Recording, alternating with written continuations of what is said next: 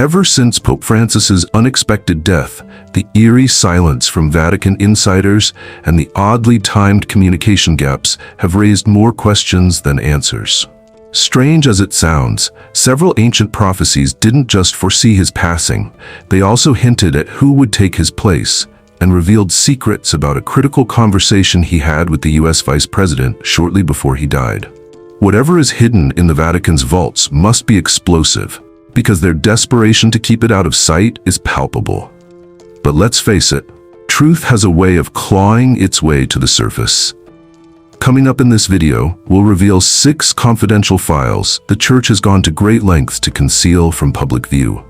The mystery only deepened in the hours following Pope Francis's death, when every tick of the clock should have followed centuries-old ritual.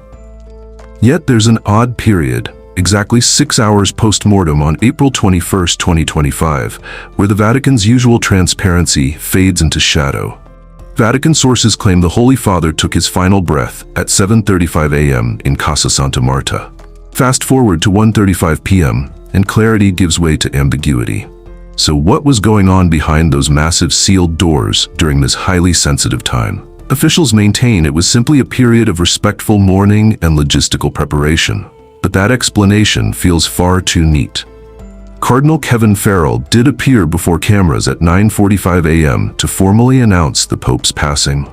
However, once that announcement was made, a strange hush fell over the Vatican, particularly right at the 1:35 p.m. mark, when all official records seemed to vanish. Speculation and analysis have swirled around this period of temporal silence. In accordance with time-honored customs, it is understood that Cardinal Farrell, serving as the Cameron Lengo of the Holy Roman Church, would have initiated various long-standing procedures. Among these traditions was the deeply symbolic act of securing Pope Francis's private quarters, a sacred responsibility that ensures his belongings and writings remain untouched until a new pontiff takes office.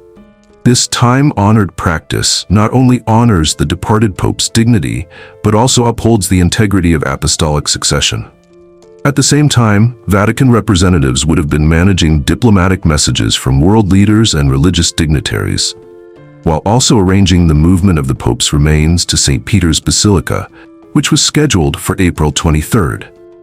In preparation for the funeral planned on April 26th, coordination behind the scenes would have already been underway.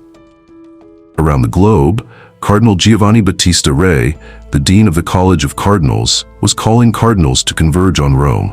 Inside the walls of Casa Santa Marta, teams of clerics and attendants were arranging the details for the evening's sacred verification of death and the ceremonial placement of Pope Francis's body in his coffin, set for 8:10 p.m. in the ground floor chapel. Cardinal Farrell would authenticate this rite, bringing to a close the first phase of posthumous observances. Meanwhile, outside in the iconic St. Peter's Square, the mood had begun to shift palpably. By midday, people from many nations had already begun assembling to mourn and show respect to the late Pope. This organically formed gathering mirrored the immense spiritual impact Francis had worldwide. Pilgrims, locals and foreigners alike, lit candles, recited prayers, and created a powerful and emotional scene in the square. Back in Francis's homeland, the reactions unfolded in a heartfelt way. Citizens in Argentina came together at the Metropolitan Cathedral of Buenos Aires, reflecting on the monumental journey of one of their own to the apex of the Catholic hierarchy. Meanwhile, in Mexico City, the faithful held a mass at the revered Basilica of Guadalupe, where many praised Francis for his genuine embrace of Latin American heritage. The enigma surrounding those 6 crucial hours extends far beyond simple intrigue. According to the Dominici Gregis Constitution, which defines how papal transitions unfold, every step must be executed in a precise and orderly fashion. Nevertheless, the secretive customs of the Vatican during the sede vacante, or empty seat phase, leave the public with only fragments of what truly occurred. One can only speculate about the dialogues shared among the gathered cardinals during this solemn interval. Were preliminary conclave strategies already being shaped in whispered conversations that never reached the press? Might there have been pivotal deliberations or even contentious moments the public was never meant to know? What critical facts, if any, were omitted in the Vatican's carefully worded public statement? Cardinal Farrell stepped in as interim guardian of Vatican affairs, guiding its daily functions while laying the groundwork for the upcoming May 7th conclave. While few noticed at the time, the internal gears of Catholic leadership were subtly but purposefully turning. This smooth yet firm shift in spiritual authority was already unfolding behind thick stone walls. As dusk deepened, a formal document surfaced at 8:02 p.m. courtesy of Dr. Andrea Arangeli. It confirmed that Pope Francis's death stemmed from respiratory complications, high blood pressure, and type 2 diabetes. Though published by the Holy See Press Office to explain the pontiff's passing, this clinical report may not reveal the whole narrative. Its official tone conceals more than it clarifies, prompting many to wonder about the undisclosed events of that day. Given the Church's long-standing preference for solemn ritual and guarded silence, the unanswered questions hang heavy in the air. One can't help but reflect on what may have transpired in those hallowed chambers during the quiet shift into a new chapter. Although the Vatican released key statements shortly after the Pope's death, some files had already been quietly resting in obscurity. These included what many call the deathbed prophecies, rumors and records that long predated his final breath.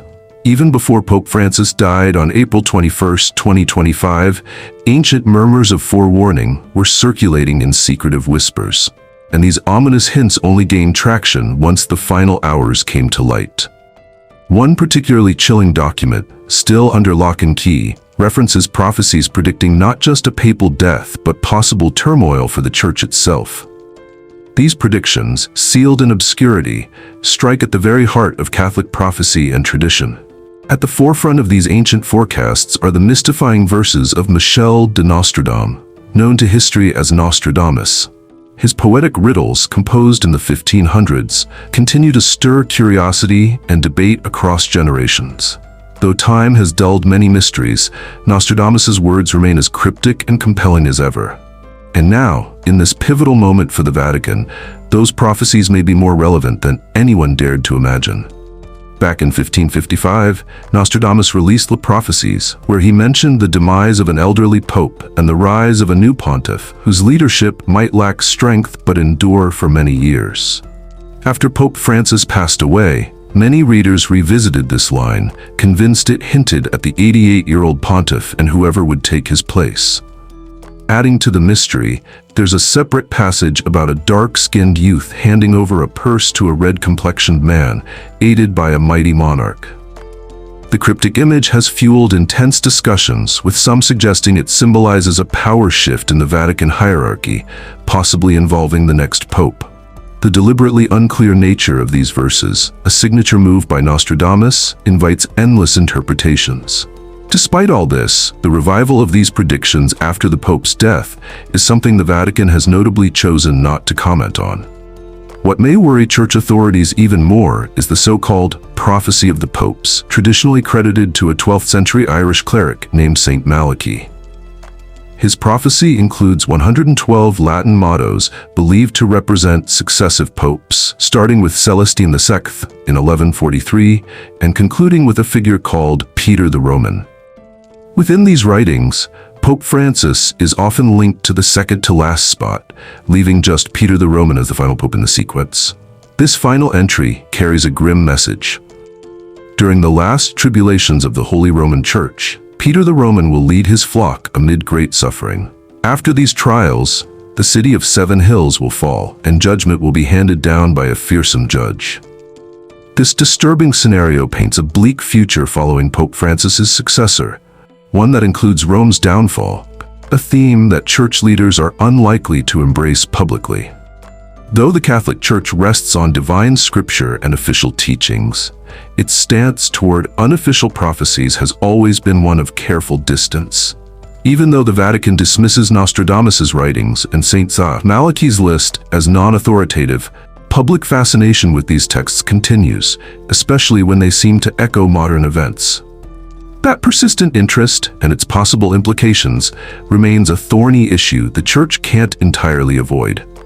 The majority of scholars today believe the prophecy of the popes originated in the 1500s and was likely crafted to manipulate the outcome of a papal election at that time. Historians have also widely argued that Nostradamus's quatrains serve more as cryptic poetry than actual foretellings of future events. What adds to the confusion is that these types of writings, as frequently mentioned in academic texts, are vague enough that people often link them to global happenings after the fact. In a curious twist, Pope Francis has at times addressed his own mortality. Not long after becoming Pope, he commented, "This won't go on forever." And throughout his tenure, he remained forthright about health problems, including the bout of pneumonia he faced in early 2025.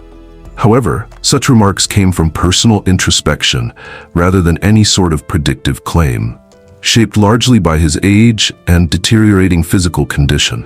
The wildfire spread of information on social platforms intensified the prophetic rumors. Even baseless theories, such as the one falsely asserting that The Simpsons had predicted the exact date of the Pope's death, managed to gain traction before ultimately being proven false. Modern technology has made it easier than ever for predictions, real or fake, ancient or brand new, to gain popularity rapidly, complicating the Vatican's ability to control how historical narratives are framed. To the Vatican, these so-called prophecies are not just idle speculation. They create an alternative story about the true significance of Pope Francis's passing, one that competes with the Church's official emphasis on his lifelong devotion to the gospel. Instead of focusing solely on his service, these mystical narratives frame his death as part of a larger, potentially disastrous unfolding of events. Among the sensitive documents, one particular file linking prophetic speculation to the Pope's demise is something the Vatican would rather not make public. Despite their efforts to contain the wave of rumors, officials have always had total authority over one critical report: the actual details of the Pope's health emergency. Another confidential document, perhaps even more guarded, contains Pope Francis's full medical records, especially those related to the intense health crisis he endured in 2025. While public communications offered a calm and noble image of his final days, the unreleased data paints a more complicated and troubling picture that severely tested the limits of both medical personnel and Vatican decision-makers. It was on February 14, 2025, when Pope Francis's health took a dramatic shift as he was taken to Gemelli Hospital in Rome, initially for what seemed to be a mild case of bronchitis. Although it appeared to be under control at first, the condition spiraled into something far more serious and life-threatening. His health took a dangerous downturn, evolving into bilateral pneumonia, where both lungs became inflamed and filled with infected fluid and pus. This aggressive infection didn't stop there. It triggered moderate kidney dysfunction and a case of anemia so acute that doctors had to administer hematin and multiple blood transfusions on February 22, 2025. A less publicized but vital moment occurred when the Pope nearly succumbed, a point that the Vatican did not fully disclose. Only a few days later, on February 28th, the Pope's respiratory status collapsed even further after aspirating vomit, which worsened the already critical situation. At one point, his oxygen saturation plummeted so low that the line between survival and death began to blur. Faced with a nearly impossible decision, Dr. Sergio Alfieri and his medical team had to weigh continuing aggressive treatment with the risk of severely damaging the Pope's kidneys and bone marrow, or letting go and allowing nature to take its course. During this tense standoff, it was Massimiliano Strati, his dedicated nurse and health assistant, who passionately pushed the team forward, pleading, "Don't stop now. Fight for him." His plea became the turning point, motivating doctors to initiate one final treatment push: a combination of powerful medications and non-invasive ventilation. Later, Dr. Alfieri would openly admit they believed the Pope wouldn't make it, highlighting just how grave the situation truly was. Despite the severity of his condition, Pope Francis never lost his mental clarity and insisted on knowing the full truth about his medical journey. That transparency reflected the same openness that had defined his leadership since the very beginning of his papacy. By the time March 10th arrived, his condition had stabilized enough that doctors no longer feared for his immediate survival. After enduring a grueling 38-day hospital stay, the longest since he became pope, he was officially discharged on March 23, 2025. Returning to the Vatican, he was placed under a 2-month recovery plan involving rest and ongoing medical care. But this episode was only the latest chapter in the Pope's long and complex health narrative. At the age of 21, he had already faced a life-altering lung surgery due to pleurisy, which had lasting consequences on his breathing. And as recently as July 2021, he underwent a left hemicolectomy to treat diverticulitis, which kept him in Gemelli Hospital for 11 days. By June 2023, he underwent abdominal surgery to address an incisional hernia and remove accumulated scar tissue, resulting in a hospital stay that lasted 9 days. In addition to these more immediate concerns, Pope Francis had to contend with ongoing chronic illnesses that consistently interfered with his daily routines. One of his most persistent issues was sciatica, a condition that targets the sciatic nerve and brought about continuous leg pain. His ability to move around was also hindered by persistent knee issues, leading him to frequently depend on mobility aids such as a wheelchair, cane, or walker, an image that became part of his public persona and resonated with many disabled members of the Catholic Church. Ultimately, the official documentation states that Pope Francis died on April 21, 2025, the primary cause being a cerebral stroke that led to coma and irreversible cardiovascular failure. When Dr. Andrea Arangeli shared the final medical report that evening, it cited several complicating conditions, including acute respiratory failure caused by a bilateral pneumonia with multiple pathogens, chronic airway enlargement, hypertension, and type 2 diabetes. However, what has received less attention from the Vatican is just how numerous his medical issues were in his final months, and how resilient he remained in the face of them. Even with his deteriorating health, he made an appearance in St. Peter's Square in a wheelchair on Easter Sunday, April 20th, 2025, just a day before he passed, to offer blessings, continuing his spiritual responsibilities until the very end. Some aspects of the Pope's health history were shared publicly by the Vatican in the days surrounding his death. Yet when it comes to one critical detail, their communication abruptly ceased. Specifically, the delayed public announcement of his passing. A fourth confidential document, which the Vatican appears reluctant to disclose, involves the strange timeline surrounding the public declaration of Pope Francis's death. Although official sources confirm that he died at 7:35 a.m. on April 21, 2025, at Casa Santa Marta inside Vatican City, the formal announcement didn't come until 9:45 a.m., when Cardinal Kevin Farrell, the Camerlengo of the Holy Roman Church, delivered the news. This left an unexplained and conspicuous gap of 2 hours and 10 minutes between his actual time of death and the moment the world was informed. In an organization where the adherence to protocol and procedure is paramount, especially in matters surrounding the death of a pontiff, the delay in making the announcement raises intriguing questions. During those 130 minutes of silence, what exactly took place? Who had knowledge of the Pope's passing prior to the public declaration? And what actions were carried out before the world was officially notified? Cardinal Farrell's carefully crafted and solemn announcement followed. This statement, broadcast on Vatican media and disseminated through social platforms, marked the beginning of the formal mourning period for Catholics worldwide. However, it followed a lengthy gap during which only a select group within the Vatican had been made aware of the significant change that had occurred. The Vatican has yet to disclose a comprehensive explanation of what took place during this time. As Camerlengo, it fell to Cardinal Farrell to officially confirm the Pope's death, traditionally by calling the Pope's baptismal name 3 times without receiving a response. Following this, he would have started the process of sealing the Pope's private quarters and alerting other high-ranking Vatican officials. In Vatican history, this gap between death and announcement is not without precedent. However, in today's age of immediate communication, it marks a noteworthy period during which decisions were made regarding how Francis's passing would be shared with the world. The timing of this raises important questions about potential internal discussions on how to frame the announcement of his death, consultations with medical experts regarding the official cause, or even considerations about the scheduling of future events, like the funeral and conclave. It is crucial to observe that Pope Francis passed away early on a Monday morning, right after the Easter Sunday celebrations the previous day. This timing could have influenced the Vatican's ability to quickly assemble key figures, although Vatican residents typically live close to the Pope's residence.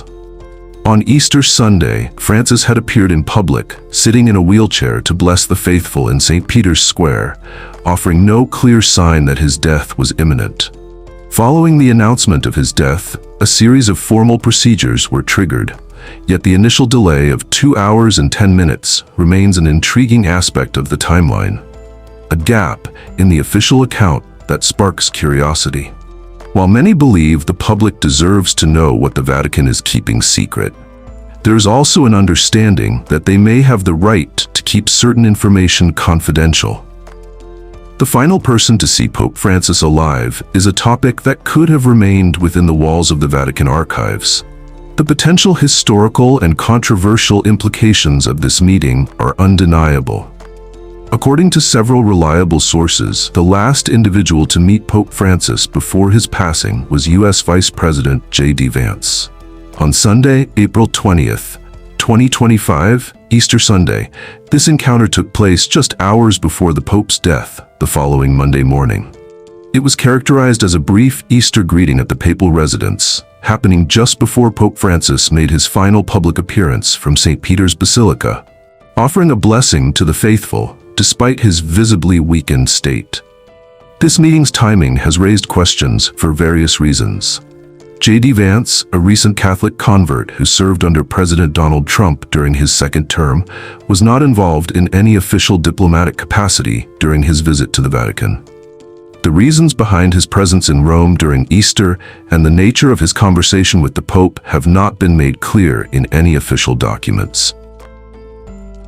Considering that this was likely the final personal interaction Pope Francis had before his death, the content of their conversation holds historical significance beyond the private realm.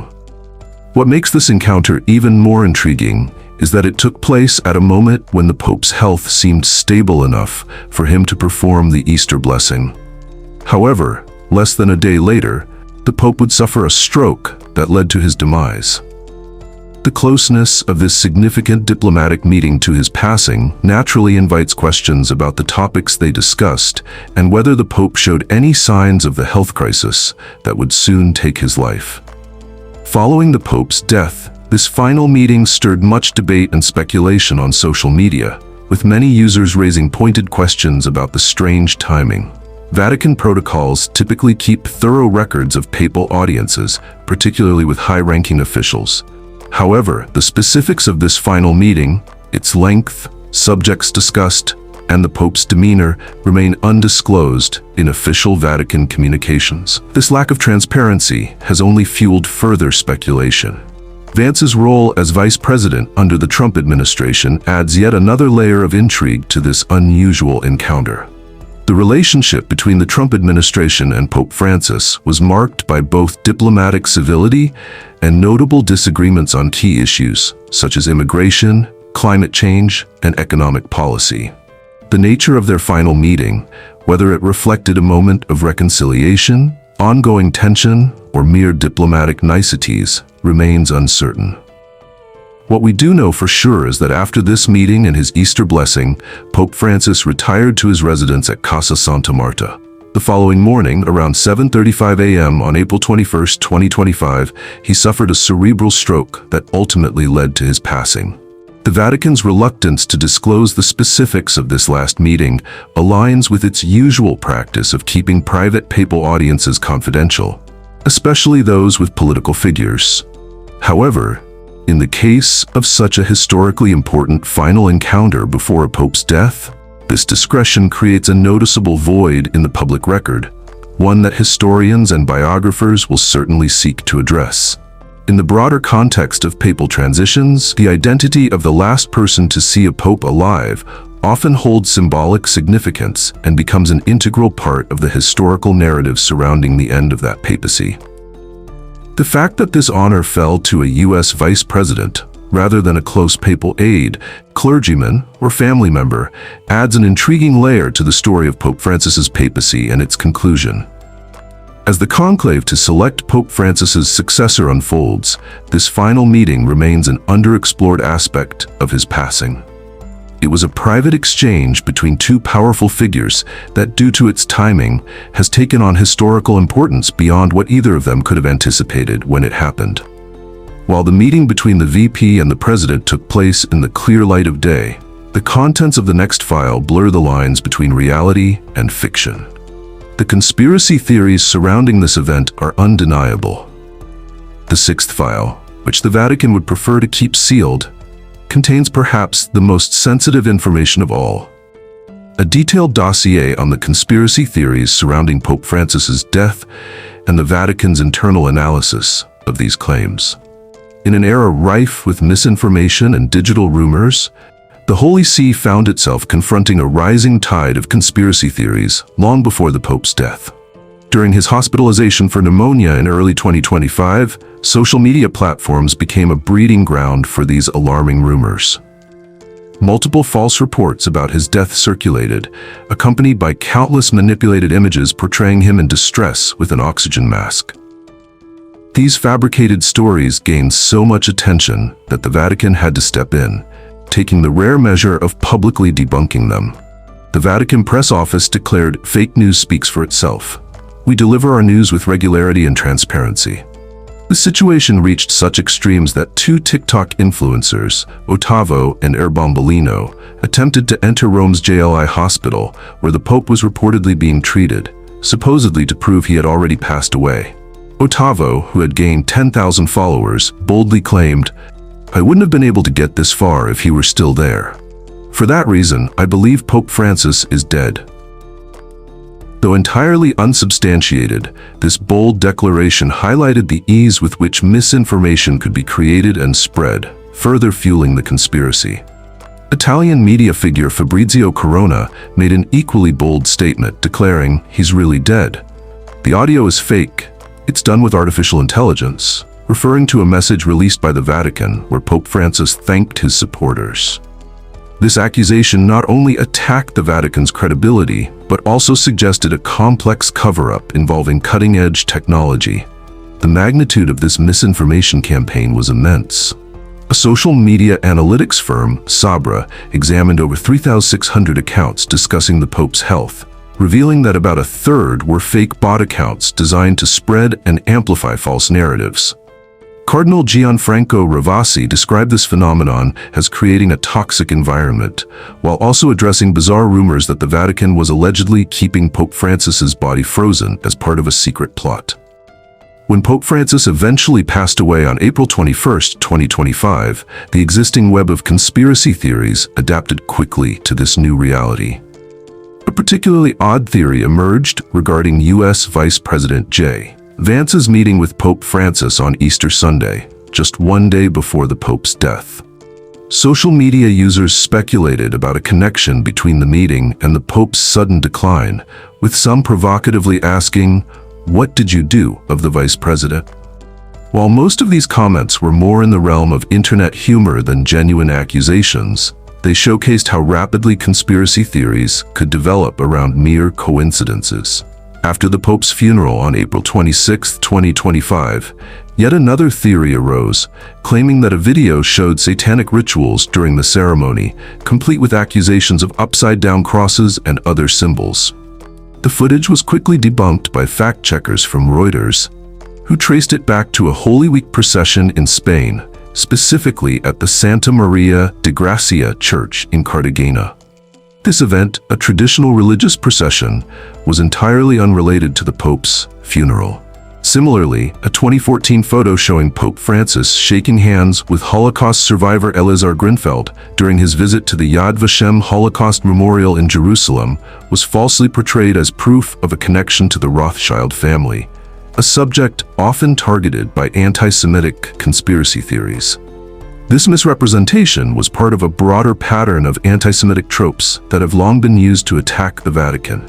For Vatican officials, addressing this flood of misinformation proved to be a significant challenge. The institution found itself in the unusual position of needing to actively counter these false claims, rather than just managing the flow of official information.